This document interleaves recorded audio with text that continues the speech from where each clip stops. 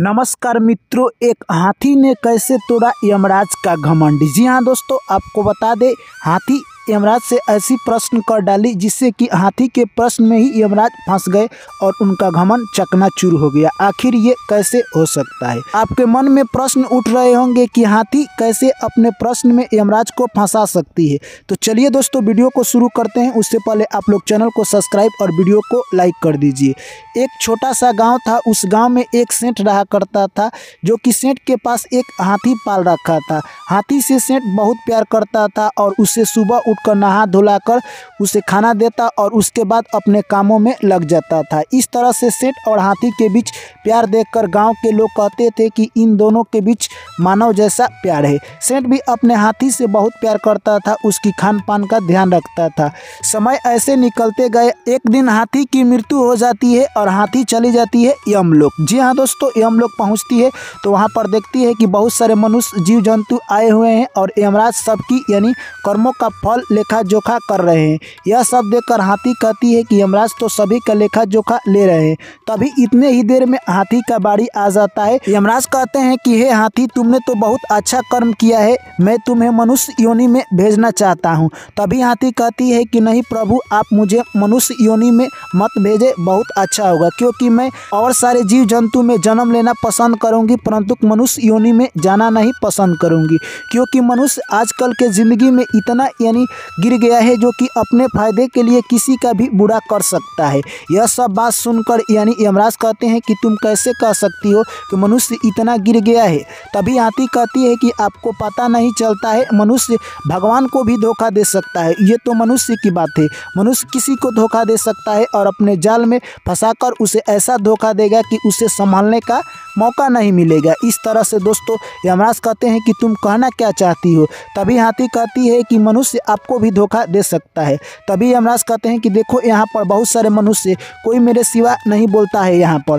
तभी हाथी कहती है कि ये सारे मृत मनुष्य इसीलिए नहीं बोलते हैं, अगर आप जिंदा मनुष्य के एक बार यमलोक में लेकर आते हैं तो आपके सारे नियम को वो भंग कर देंगे और ऐसा चाल चलेंगे कि आप उनके जाल में फंस जाएंगे। इस तरह से दोस्तों आपको बता दें, यमराज कहते हैं कि ठीक है, बताओ किस मनुष्य को जिंदा बुलाया जाए। तभी हाथी कहती है कि आप मेरे सेठ को ही बुला लीजिए।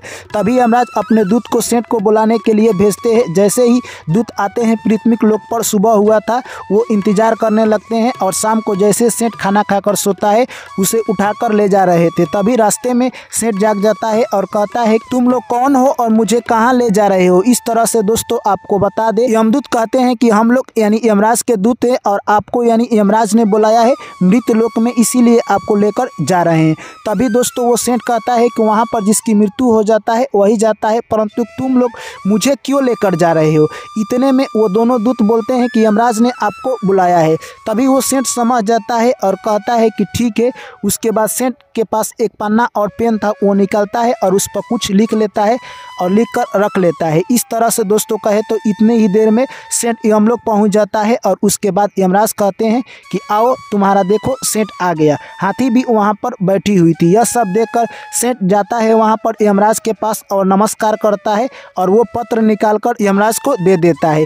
इस तरह से यमराज जैसे ही पत्र पढ़ते हैं और वो नीचे उतर जाते हैं और सेठ को गद्दी पर बैठा देते हैं।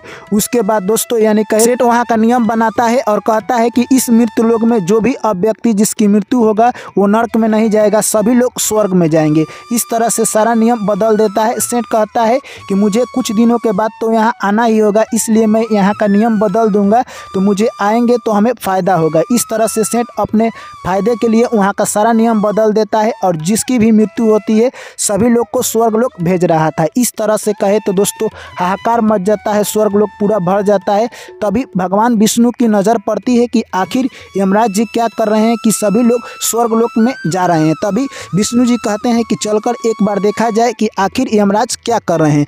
तभी वहाँ से सीधे विष्णु भगवान आते हैं यमलोक, तो देखते हैं कि यमराज जी यानी यमलोक के गेट पर दरवानी कर रहे हैं। यह सब देखकर भगवान विष्णु कहते हैं कि आखिर तुम यहाँ पर क्या कर रहे हो। तभी यमराज जी भगवान विष्णु को गोर लगते हैं और कहते हैं कि हे प्रभु, आप ही के आदेश अनुसार मैं यहाँ पर दरवानी कर रहा हूँ। तभी भगवान विष्णु कहते हैं कि मैंने आपको कब आदेश दिया कि आप दरवानी कीजिए, आप तो यमराज है। तभी यमराज कहते हैं कि नहीं, आपने ही तो कहा था, तभी तो मैं यहाँ पर यानी दरवानी कर रहा हूँ। इस तरह से दोस्तों उसके बाद भगवान विष्णु कहते हैं कि ठीक है, आप अंदर चलिए। और उसके बाद भगवान विष्णु उस यमराज को अंदर लेकर जाते हैं और कहते हैं कि कैसी बात है, तुम सही सही बताओ। उसके बाद यमराज एक पत्र निकालते हैं और निकाल कर दे देते हैं भगवान विष्णु को, जिसमें लिखा था कि जिस मैसेंट को पृथ्वी लोक से आपके पास भेज रहा हूँ उसको तुम वहाँ का राजा बना देना और स्वयं द्वारपाल बन जाना। इस तरह से दोस्तों जैसे ही भगवान विष्णु पढ़ते हैं और उसके नीचे देखते हैं भगवान विष्णु का हस्ताक्षर है, यह सब देखकर दंग रह जाते हैं और कहते हैं कि ये तो मैंने साइन नहीं किया है। तभी यमराज कहते हैं कि मैंने जाना कि आपने ही साइन किया है, इसीलिए मैं उस सेंट को यानी यहाँ का मालिक बना दिया। इस तरह से भगवान विष्णु और यमराज जी उस सेंट के पास जाते हैं। जैसे ही सेंट की नज़र भगवान विष्णु पर पड़ती है, वो भगवान विष्णु के चरणों में गिर जाता है और क्षमा मांगने लगता है। उसके बाद यानी दोस्तों तभी भगवान विष्णु कहते हैं कि हे यमराज जी, आप यहाँ पर जिंदा मनुष्य को लाएंगे तो ऐसा ही हश्र होगा, क्योंकि यहाँ पर जिंदा मनुष्य जब भी आएगा वो अपना दिमाग चलाएगा। और देखिए एक जिंदा मनुष्य आकर आपको कैसे यहाँ का नौकर बना दिया और स्वयं आकर मालिक बन गया। इसलिए आप जो भी सृष्टि का नियम है उसे बदलने का प्रयास मत कीजिए और यहाँ पर जिंदा मनुष्य को कभी मत बुलाइए। उसके बाद यमराज कहते हैं कि हे भगवान विष्णु, आप मुझे क्षमा कर दीजिए, मैंने गलती कर दिया है। इस तरह से दोस्तों वो सेंट गद्दी से नीचे उतर जाता है और उसके बाद भगवान विष्णु यमराज जी को गद्दी पर बैठाकर वहाँ से यमलोक को पधार जाते हैं। तभी दोस्तों उसके बाद वो सेंट कहता है कि हे यमराज जी, आप मुझे क्षमा कर दीजिएगा, क्योंकि आपने हाथी से जो शर्त लगाई थी, मनुष्य यहाँ पर आकर आपको भी यानी धोखा दे सकता है, जो कि मैंने कर दिखलाया। यह सब बात सुनकर यमराज जी कहते हैं कि मैंने मान लिया, अगर जिंदा मनुष्य आ जाए यानी कहे तो यमलोक में, तो वो यहाँ का भी नियम बदल सकता है। इस तरह से यमराज जी सेंट से हार मान लेते हैं और कहते हैं कि ठीक है, इसे फिर से पृथ्वी लोक छोड़ाओ। उसके बाद दोनों दूत उस सेंट को लेकर पृथ्वी लोक छोड़ देते हैं। दोस्तों उसके बाद हाथी से यमराज जी कहते हैं कि तुमने सही कहा था कि पृथ्वी लोक के जो भी मनुष्य अगर जिंदा यहाँ पर आ गए तो सारे नियम को बदल देंगे और मुझे भी अपने जाल में फंसा लेंगे। इस तरह से हाथी को कहते हैं यमराज जी कि तुम जीत गई, अब बताओ तुम्हें किस जीव में जन्म लेना है। उसके बाद हाथी कहती है कि मैं मनुष्य में जाना नहीं चाहती हूँ, आप मनुष्य छोड़ाकर किसी भी जीव में मेरा जन्म दे दीजिए, मुझे स्वीकार है। तो इस तरह से दोस्तों आपको बता दें, एक हाथी ने यमराज का घमंड तोड़ दिया। तो दोस्तों इस कहानी से यही सिद्ध होता है कि जहाँ का विधि विधान है उसके अगर नियम के अनुसार वहाँ पर काम नहीं होता है तो वहाँ पर बदलाव देखा जा सकता है, जिस तरह से एक हाथी ने यमराज का घमंड तोड़ा। चलिए दोस्तों, मैं आशा करता हूँ कि आप लोगों को ये कहानी अच्छी लगी होगी, तो वीडियो को लाइक कर दीजिए, चैनल को सब्सक्राइब कर दीजिए। जो भी मेरे प्यारे साथी चैनल पर पहली बार आए हैं तो चैनल को सब्सक्राइब और वीडियो को लाइक कर दीजिए। आप सभी का दिल से बहुत बहुत धन्यवाद। Thank you. जय श्री कृष्ण। राधे राधे।